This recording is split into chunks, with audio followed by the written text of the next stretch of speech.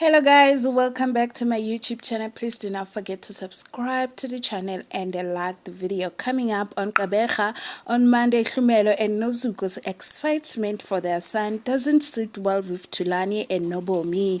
Ntando's embarrassing problem returns. It is a day of reckoning for Vuyokazi. On Tuesday, Thulani has had enough of Hlumelo's power trips and commits to fighting for what is rightfully his. Ntando receives a cryptic message from an older woman regarding his ancestors. On Wednesday, Hlumelo shows his true colors to the Mqenge uncles, leaving them utterly shocked.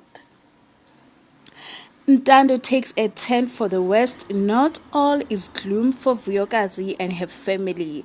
On Thursday, Hlumelo makes a blunder that results in someone's death. Zimkhitha turns to psychological therapy for Ntando.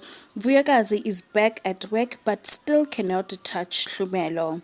On Friday, as Ntando's strange occurrences continue, Msimelela presses for traditional intervention, but is it too late? The Mqenge wait eagerly to hear who will be appointed leader. Thank you for watching.